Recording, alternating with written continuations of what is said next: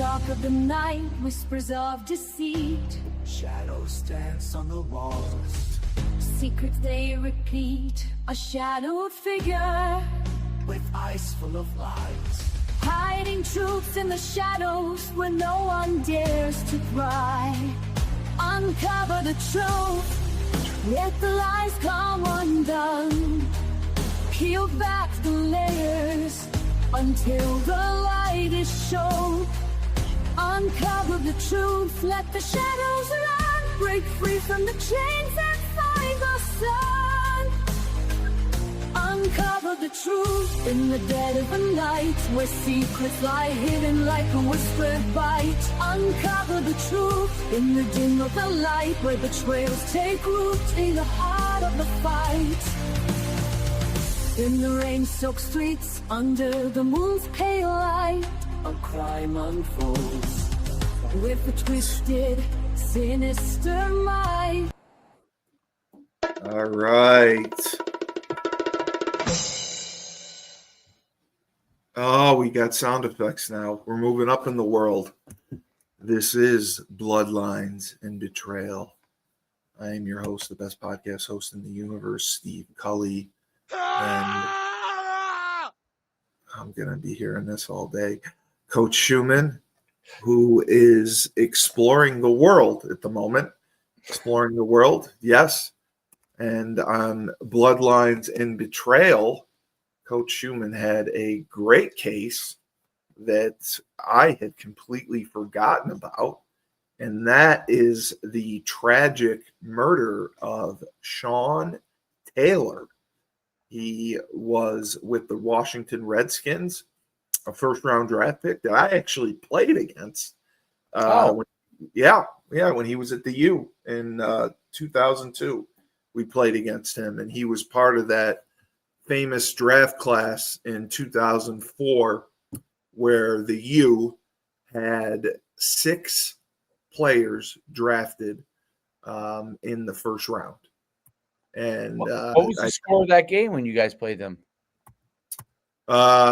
It was 42-7, I believe. I believe we scored. The two things that I remember from that game that, Coach Edsel touted, we were the only team to block a punt on them that year. And we also had the longest kickoff return because we had a lot of them. So one of our we had the longest kickoff return they had given up all year long. So that was big, but we Coach Edsel was happy because we beat him in the second half. That was his, we beat their backups because I believe that they did not score in the second half. Larry Coker was the head coach, and we scored, so he was happy we beat their backups. You take the wins when you can get them. So Sean Taylor was the 5th overall selection, which was unusual. I mean, it would not happen now because he was a safety. Safeties don't get drafted that high, but he was picked 5th overall. He was a freak as an athlete. He was a freight train as a player, and he was having an incredible career. I remember at the time, I believe Joe Gibbs was the head coach. He had come back, and Mark Brunell was the quarterback, and they made the playoffs one of those years. But unfortunately, his life was cut short in 2007, and it just, the story is it's crazy because it's still happening today. What's been going on? There's been a rash of burglaries of professional athletes because obviously people know their schedules, they know when they're away, and a lot of them have beefed up their security systems, but plenty of sophisticated burglary rings have had success, breaking in the safes, getting into their house, stealing valuables, cash, jewelry. And, this was one of the first ones. But it ended in a murder because he was not supposed to be home. And the burglars did not know that. This was in Miami-Dade, and there were several people involved. It was Venja K. Hunt, 20 years old, Eric Rivera Jr., he was 17, Jason Scott Mitchell, 17, Charles Kendrick Lee Wardlow, wow, that's a long name, 18. They had been charged for the murder and the burglary. They were arrested shortly after, about 100 miles from Miami. The suspects, they were not expecting Taylor to be home. They were not looking, allegedly, to go in there and kill anyone. But the kid, they were teenagers, and immediately one of them confessed. They got a confession. They had staked out the residence. They did some recon work, but it was a big, I guess, undertaking for them. I mean, there were young kids. They were doing something stupid. They expected to be in and out. And unfortunately, Taylor was home because he was injured. So the burglars were never expecting anyone to be at the house. And what's even more disturbing about it is he was shot in the leg. It ended up being the femoral artery, which is the main artery that if you get shot there, you're done. It causes extensive blood loss. So Taylor was home. He heard noises in his house, and he was walking around investigating what the hell was going on, and he was shot in the leg by one of the intruders.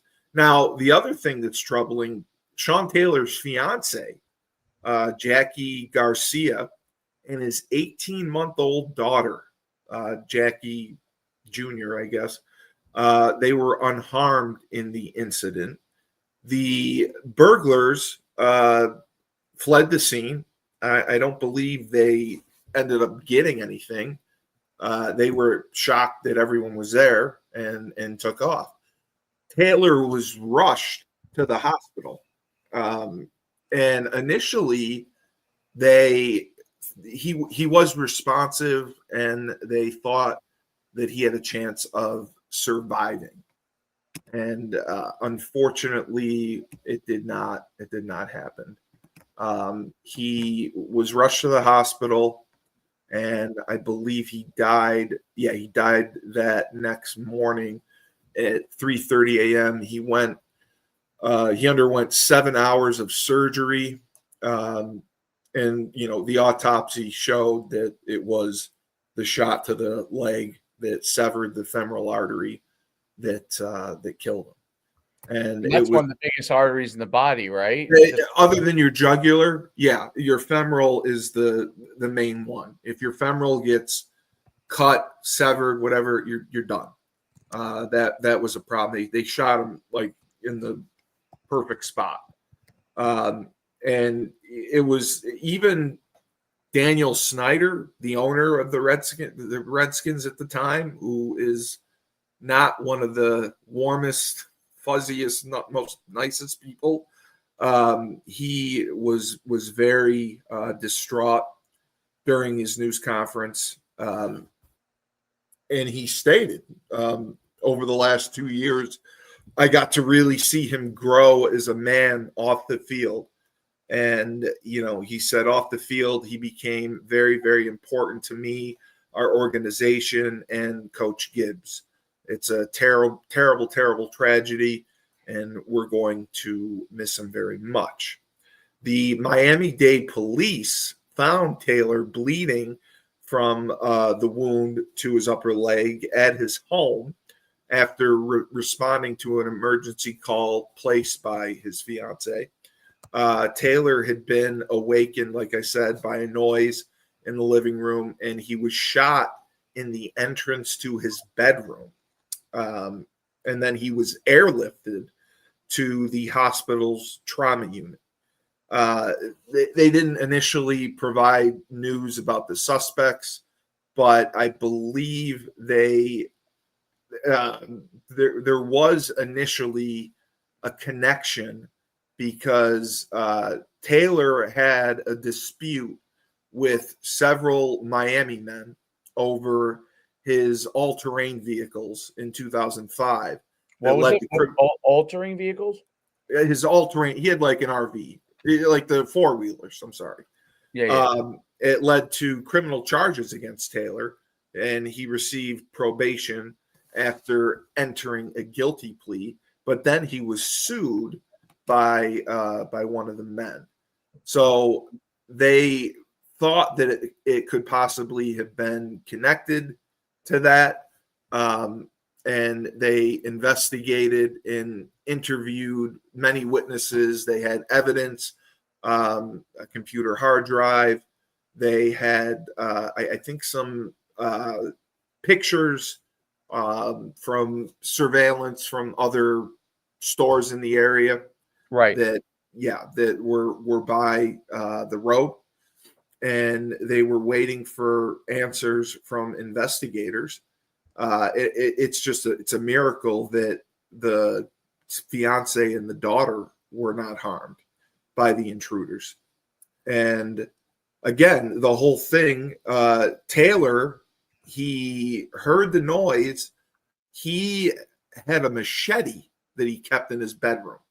And he grabbed his machete, and Garcia grabbed the baby from the crib, and, she hid, and Taylor obviously went to check out the noise. I mean, he knew an intruder was there.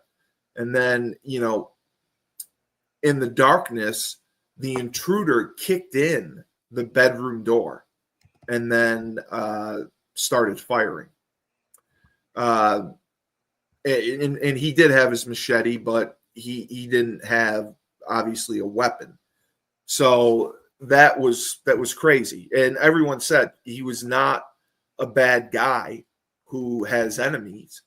He was really more of an isolated person who kind of stayed to himself.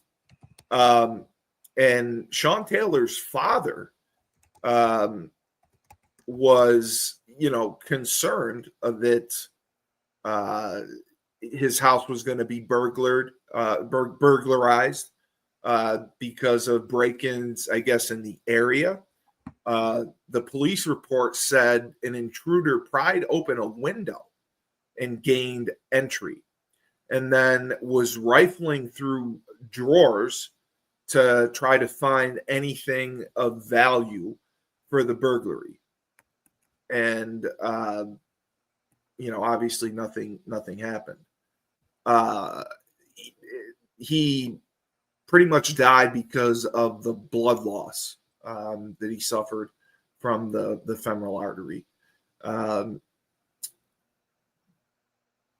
Because they said he was responsive because doctors had requested him to do certain things, squeeze their hands, move his feet or whatever. And so there were 100 family and friends that showed up, and he had some facial movements, and they thought that, he didn't suffer brain damage from the blood loss, and people were expecting him to make a recovery.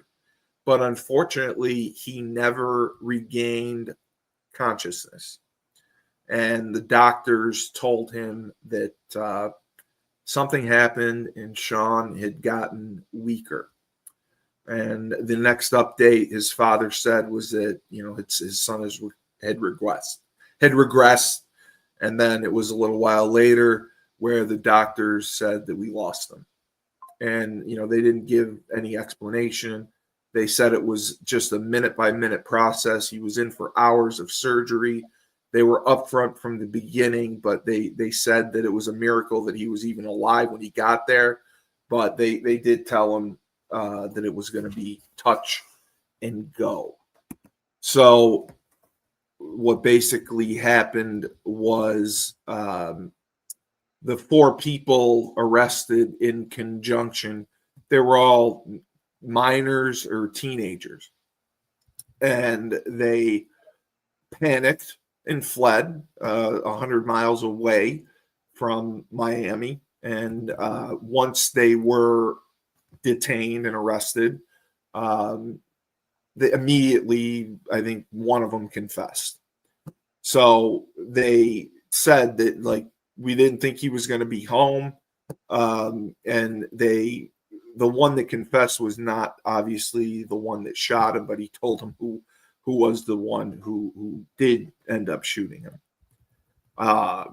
And it again, they were firing into the bedroom. So it's a miracle that his fiance and baby did not get shot. And the police got there fast. They got him airlifted out. And unfortunately, there was just so much damage done with the femoral artery that it could not be repaired. And the blood loss was too great for him to survive. As I mentioned, the guys who were initially charged in May 2008, a 5th suspect, 16-year-old Timothy Brown, was also charged with first-degree murder and burglary. And the death penalty was not sought because of the ages, and the shooter was 17 at the time. Jason Mitchell was the alleged mastermind of the burglary plan. Mitchell was found guilty of first-degree murder and armed burglary and given a life sentence. Now, the other issue that happened was the trial ended up being delayed because it was, I believe it was one of the, it was Eric Rivera. So Eric Rivera, one of the assailants, he kept hiring and firing lawyers. So this incident happened in November of 2007. Rivera did not go to trial, I believe, until 2013. It was 2014, actually. I'm sorry, 2013. He went to trial in 2013. But, I mean, again, it just kept getting postponed and postponed and postponed. So it was several of them. The Vinay Hunt, one of the suspects, he took a plea deal. He was sentenced to 29 years in prison with the possibility of parole. And then I believe they kept trying to delay it because the defense attorneys claimed there were hundreds of potential witnesses that needed to be interviewed before court could proceed. The trial was delayed again in 2009 for unspecified reasons. They kept postponing and postponing. Rivera was the one who caused the major delays because he, I believe, was the shooter. And he tried to, again, circumvent the system and keep firing and hiring lawyers until the judge basically had enough and said, this is your lawyer, you're going to trial whether you like it or not. And Rivera actually testified at his trial, which is something you should never do. And he tried to place blame on one of the other assailants, and the jury wasn't buying it. A jury found Rivera guilty of second-degree murder, armed burglary, and I believe he was sentenced to 57 and a half years in prison. Then Jason Scott Mitchell, one of the other ones, I believe he was the young one. He was the 16-year-old at the time. He was sentenced in 2014 and received life in prison. And then April 1st, 2015, Charles Wardlow, another person charged in Taylor's death, he was sentenced to 30 years in prison. The final defendant, Timmy Lee Brown, was sentenced to 18 years in prison under a plea agreement. So I do give them credit. I mean, they effectively went after everybody involved and wanted to get justice for the family. But it's amazing to me that, you know, you're talking about 17-year-old kids, 16-year-old kids, 18-year-old kids. Like, I just was thinking about it. When I was 17 or 18 years old, would I ever have thought about robbing a home and shooting someone? That's what blows my mind the most. But were there any conspiracies on this at all? Were there any conspiracies surrounding this case? The only conspiracy was the man, Jason Mitchell, was the one who masterminded the burglary plan. He was older, and he found younger, vulnerable teenagers he could manipulate. So he put the plan together. He had them do recount, and he basically told them what to do. And, you know, the kids, once they realized Taylor was home and his family was home, they panicked. Like, did they think it was a targeted, because there's been some things that it was a targeted hit. Like, they didn't take anything. I guess maybe they could have been scared. They would have 100% burglarized them, but all his valuables were in the bedroom. So that's why, you know, they were trying to get in the bedroom to get the valuables. And one of the things I read that there was a part of a gang initiation or revenge. They were the kids who were arrested there for Fort Myers, and they may have had gang ties. Yeah. Some of the people questioned whether the group was paid or influenced by somebody else, but there's no evidence of a contract killing. But no, there was no evidence of like a hit. Days in the trials, they were all nothing. 57 years in prison. Yep. That's what one of the suspects got. But it's crazy because a lot of these guys are going to get out. The trigger man that was the Eric Rivera Jr., he was the one who got the 57 and a half years in prison. So he's not getting out. But a couple of the other ones, you know, Timmy Lee Brown, he got an 18-year prison sentence, and that was in 2015, I believe. He was 16 at the time. I mean, it just blows my mind again, just the age of the kids that did this. And then, you know, by the Jason. way, quickly, my theory on the short form. Yeah. Most of the time, the majority of our views come from Twitter. Right. I know. I wish I had a Twitter account. I know, but the Twitter account does very well. That's the interesting thing. Doing it in this form like this without having other YouTube, just plugging into one YouTube. The YouTube views, concurrent views, if you look at it, are equal to Twitter right now. Oh, so how are you able to see? Because I've always wondered that.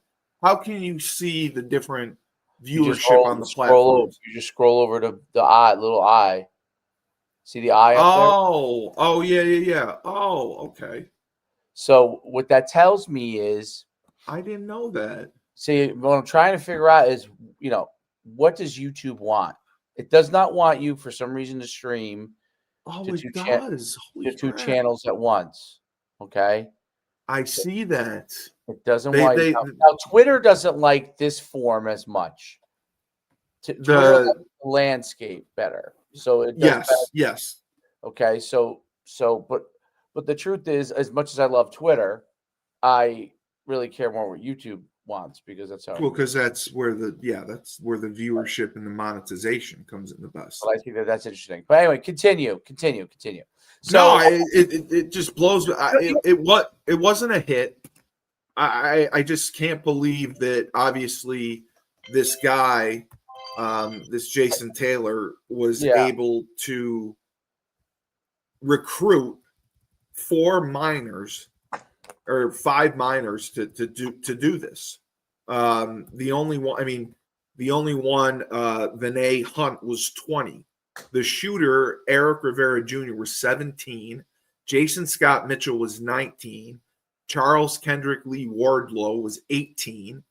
And and several of them confessed because they were kids and they were nervous. And they got plea deals. And then it was May 2008 where the 5th suspect, there were 5 people. Timothy Brown, he was charged with the first-degree murder, and he got, I believe, the 18 years. Jason Mitchell, the mastermind, was the only one actually given a true life sentence, even though Eric Rivera, the shooter, was sentenced to 57 and a half years in prison. I wonder what made them. And Charles Wardlow got 30 years. I mean, were these just naive kids that went with this mastermind guy, and then I think so, because he made it seem like, recently, especially NBA players, they were getting burglarized by a crew for the last 2 years. The FBI investigated. NFL and NBA players' houses were getting burglarized almost on a monthly basis, and they were getting away with it because I believe they would take sometimes security equipment, or they would have obviously masks and everything. But there was a big burglary ring that was successful for the last 2 years because obviously they knew the player's schedule, and they would burglarize players that some players that obviously were not as well known as others. There were some on NBA teams that weren't starters or weren't guys that you're seeing on commercials. Those are who they targeted, but all these people had valuables in their house, and they all had safes, and they all had cash. And that's the part where I kind of, it just blows my mind a little bit, because I know in my house, we don't have cash. Like, I don't know people who carry a ton of cash on them or keep a ton of cash on them at their house. And, I get their professional athletes, they can do what they want with their money. If they want to keep $100,000 in their house, they go ahead. And it's maybe, it's chump change to them. But, they have made out with hundreds of thousands of dollars. And then, I believe they were caught because they pawned some of the jewelry. And, once the FBI got involved and started, they went through pawn shops. They did cell tower checks, because a lot of these, the crew that was doing it was sophisticated. And it was a gang, the recent one. And they would use high-tech equipment that like scrambled cell tower signals or misdirected them so they could not be tracked. And it literally went on for 2 years. And I believe Patrick Mahomes was also a victim of a burglary. And a lot of the NFL players were hiring private security because of it, having people, stay at their house on away games, because it really was getting out of hand. But this was the first one. This was the first one that took place. And this guy was a career criminal, this Jason Mitchell, and he put together a crew of idiots from 16 to 20 years old, guys who were going nowhere in life, vulnerable, probably gang members. And that was one of the conspiracy things that they were getting. I'm sure they were. And he convinced them, oh, this will be easy. He's not going to be home. You'll be in and out. We'll split the take, and you're going to make all this money. He's going to have so many valuables, and you're going to come out with $1 million. I guarantee you he sold them a bill of goods that was probably not even close to true. And they go in through the window, and they were scared. They were scared. And he told them exactly where to go because they reconned the house. He said that valuables are going to be in the bedroom. So you have to make your way up to the bedroom. And it was dark, and Taylor heard the window, and he heard people climbing in, and a skirmish or noises coming from downstairs. And that's why, his wife actually left the bedroom, went and got the baby out of the crib, came back to the bedroom and hid. And Taylor had his machete, and he was by the bedroom door. They kicked in the bedroom door and they shot him. And then they left. So it's like, how stupid could you be to do that? Yeah. And you're shooting a high profile athlete. What do you think's going to happen? You're not shooting some dope dealer on the street. They're going to use every resource imaginable to catch you. And they did. He was shot on November 26th. November 30th, they were caught. That's how easy. Because, people talk, and once they got the guys into custody, they sang like birds. They confessed. It wasn't supposed to happen that way. No one was supposed to get shot. We panicked. Of course you're panicked.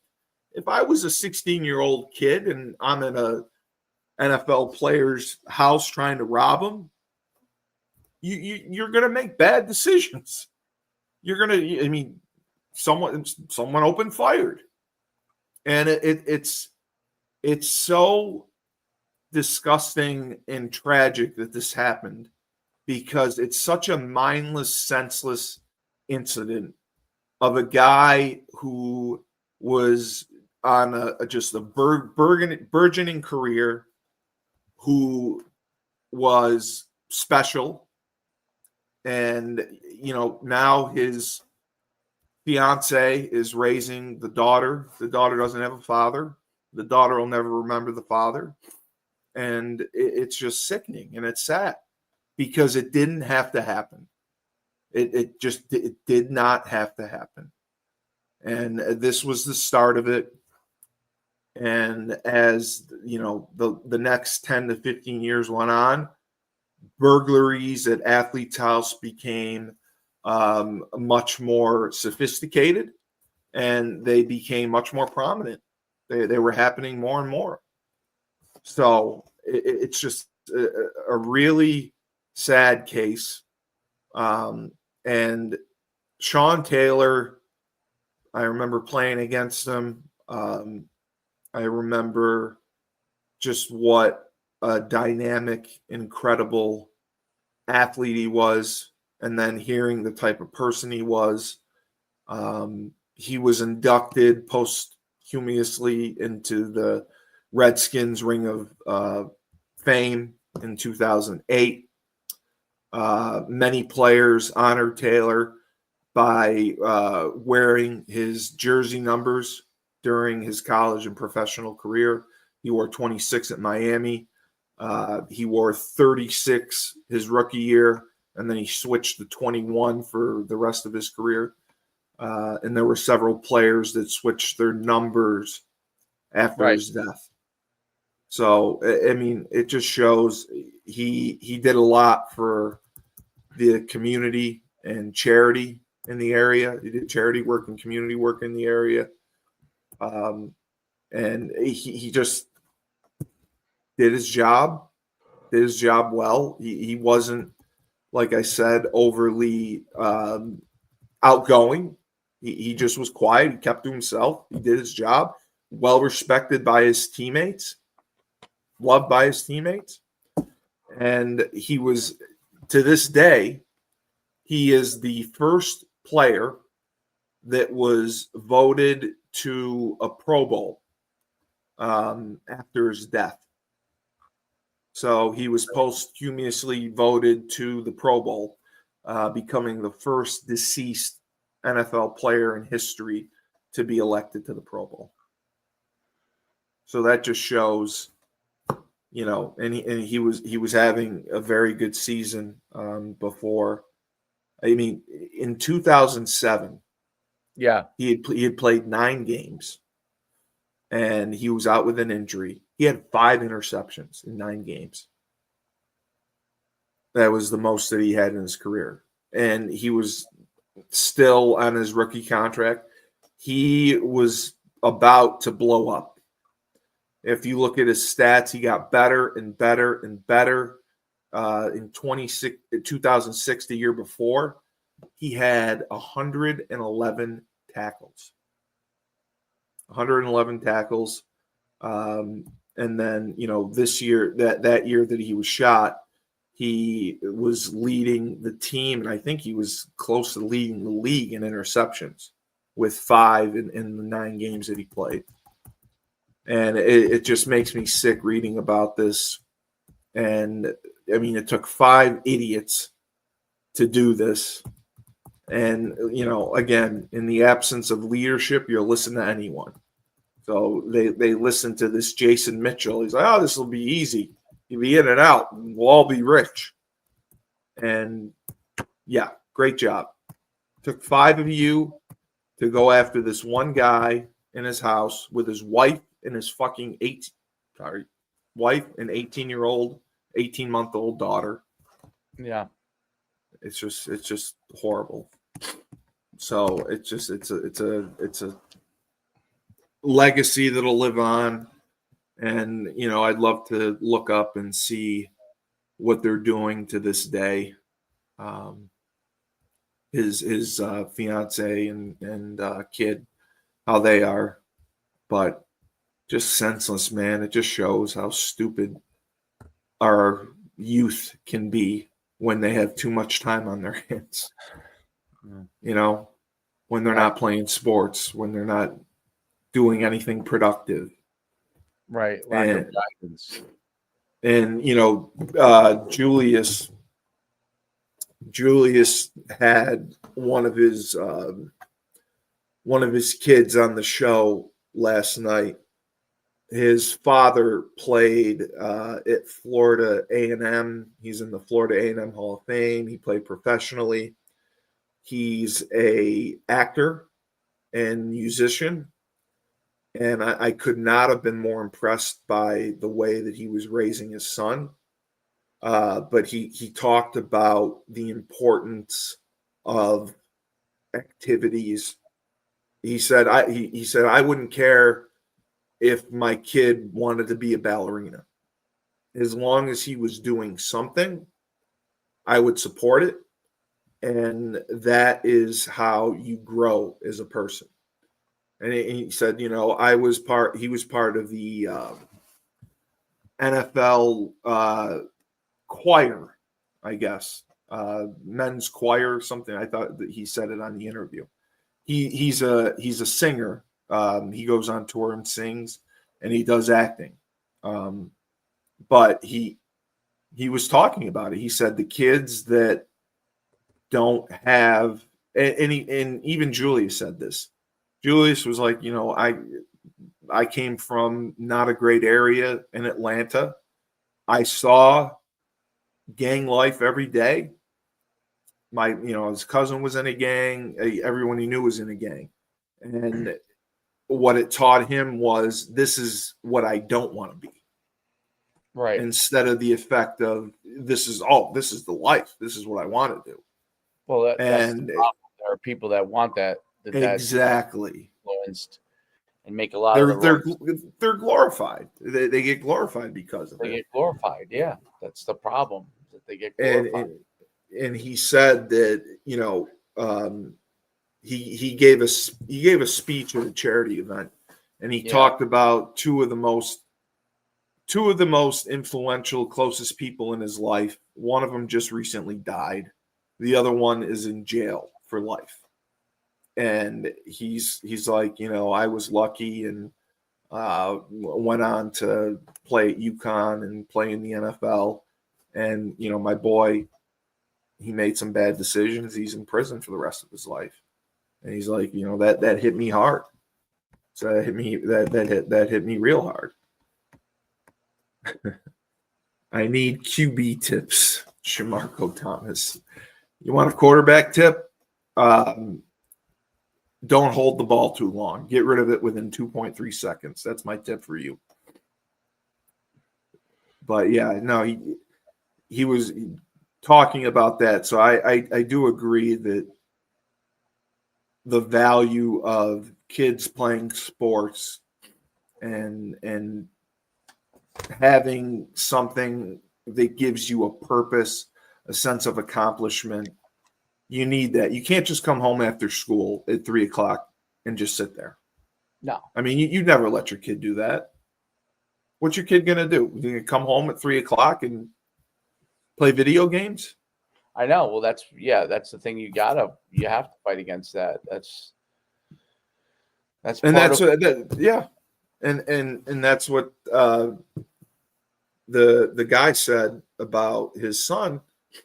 He said that every season you have to pick an activity. You can do whatever you want, but you have to do something. You can't do nothing. You can't do nothing. And the kid is a sophomore. His film was unbelievable. Really? It was, yeah. He's a linebacker. It was probably the best linebacker film I've ever seen. Now, I don't know how to grade linebackers, but this kid was a guided missile. Now he is undersized, but I think he's like 6'1", 215. And Julius was talking about how they want edge guys, outside linebackers that can rush the passer, which he can, but they want you to be 6'3", 6'4". But this kid, I watched his film and I was just blown away. The way that he was able to, Julius has been working with him since the kid was 7 years old, because the dad didn't want him playing tackle football at a young age. Right. So he had him join the trench mob, and Julius really preaches mentorship, because he works with a lot of kids that don't necessarily have that. Right. And he told some stories about kids that have called him in the middle of the night with issues that they've gone and they've helped with. And he said, that's number one. I want anyone who's associated with us to be good people, to understand, to be respectful and polite and appreciative.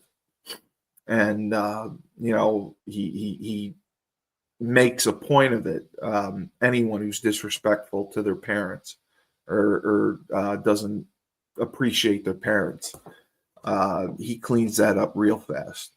And that's part of the program is mentorship first, and then football. We want good people.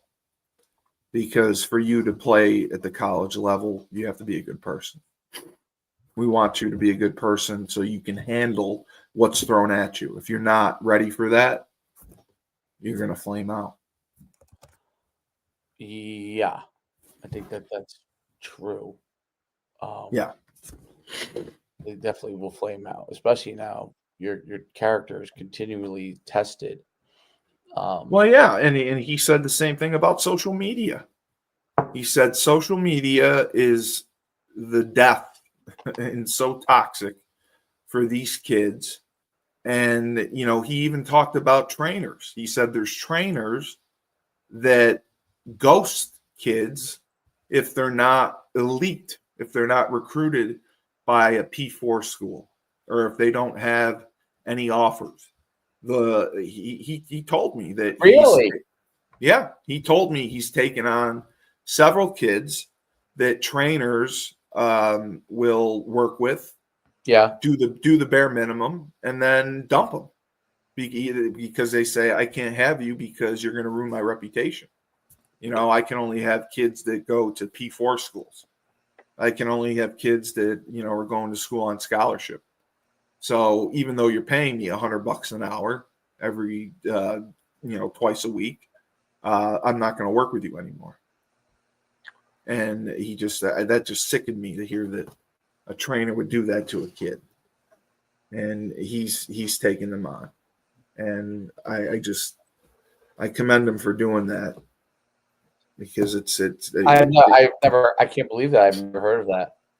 Yeah, I was blown away. He said it happens all the time there. He said, you know, because all these trainers, they look to put up on Instagram that, I coach so-and-so and he's going here, or he's in the NFL here. And that helps them to make more money. And that's what it ends up being all about, is the money. And they dump kids that they deem not worth their time, regardless of what they pay. And it's sickening how that happens. But that's why, you know, they have a good group. I wish I could show you this kid's film. I posted it on Spotify, but it was one of the best linebacker films I've ever seen. Mm.